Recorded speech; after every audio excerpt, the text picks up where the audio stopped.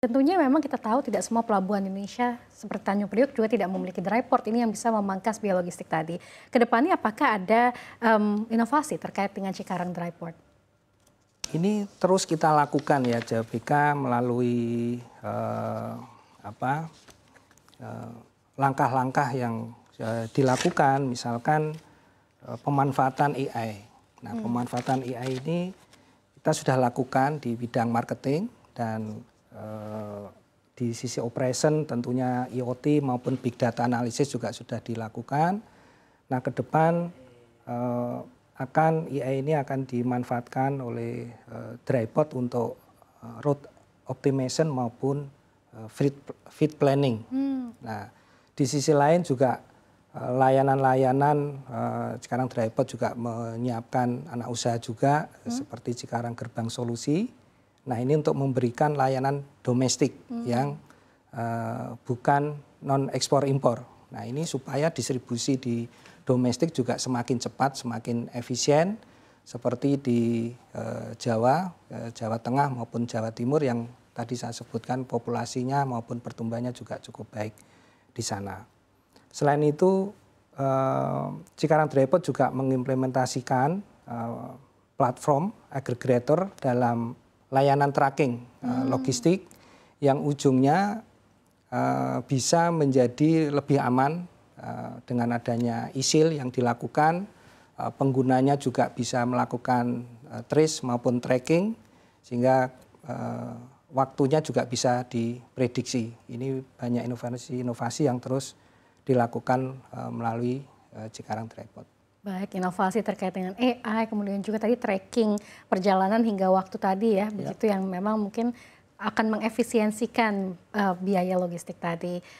Kemudian selain itu Pak, untuk tahun ini dan juga ke depan apa target utama dari Jababeka infrastruktur baik dari sisi bisnis maupun juga kontribusi terhadap ekosistem industri nasional?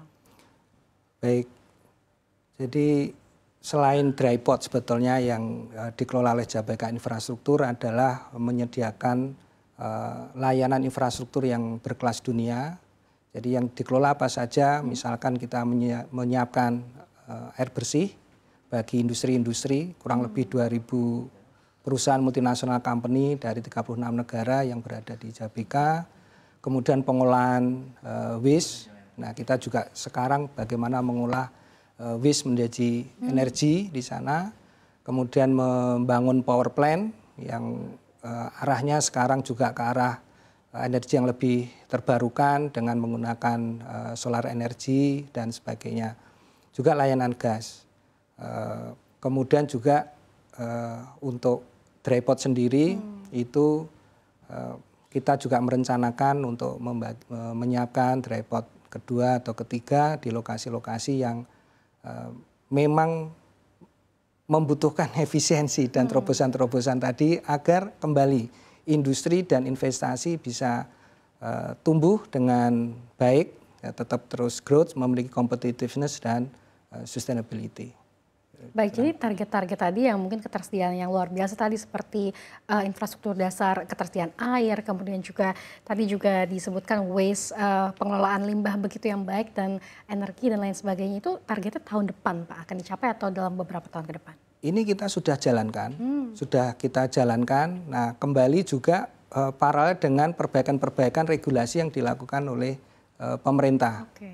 Dan kalau kita lihat pertumbuhan transportasi dan logistik ini kan cukup bagus ya. Dari tahun 2023 katakanlah hanya sekitar 6%, sekarang sudah di atas 10%, hampir 12%, tapi kontribusi terhadap PDB masih kecil, sekitar 6%. Di sisi lain industri hanya tumbuh sekitar 4% dalam 10 tahun terakhir. Nah, kuncinya adalah bagaimana menggerakkan kembali industri bisa tumbuh seperti era tahun 90 yang lalu, tumbuh 9,7%, tumbuh 9,3%, sehingga pertumbuhan ekonomi kita bisa 7%. Nah, kalau sekarang Bapak Presiden kita mencanangkan pertumbuhan kita bisa 8%, salah satu kuncinya adalah mendorong tumbuhnya kawasan-kawasan industri di berbagai daerah yang sebetulnya jumlahnya di seluruh Indonesia sudah cukup banyak, tinggal ini diberi regulasi yang mengembalikan industri bisa rebound seperti tahun 90-an, misalkan diberi insentif yang cukup, dan kita mendukung rencana pemerintah maupun DPR akan menyelesaikan RUU kawasan industri di tahun ini. Mudah-mudahan kita bisa bersaing dengan negara lain, industri bisa tumbuh, investasi juga bisa tumbuh, sehingga banyak menciptakan lapangan kerja yang bermanfaat bagi bangsa kita. Apakah ada ekspansi ataupun rencana ekspansi dari layanan infrastruktur baru ataupun digitalisasi yang sedang dipersiapkan oleh Jababeka Infrastruktur? Beberapa hal sebetulnya sudah dilakukan ya oleh Jababeka. Bahkan kita melihat kalau terkait dengan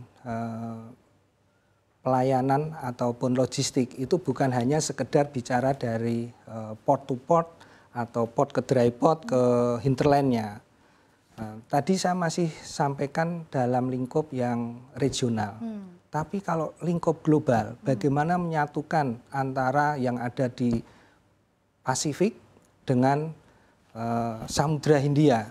Bagaimana dari benua Australia ke Asia maupun ke Amerika. Nah ini Jababeka sudah mengawali dengan menyiapkan kawasan ekonomi khusus Morotai yang ada di sana.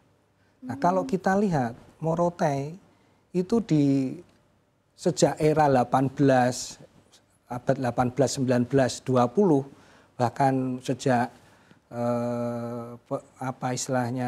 bagaimana Spanyol dengan Portugis juga battle di sebelah timur sampai akhirnya di Perang Dunia Kedua antara Amerika dengan Jepang juga melalui area yang ada di sana di Morotai di Indonesia Timur. Kalau ini bisa dikembangkan sebagai hub baru di Morotai, itu bagaimana Indonesia memiliki peran strategis di timur menjembatani antara benua Australia dengan Asia dan Amerika.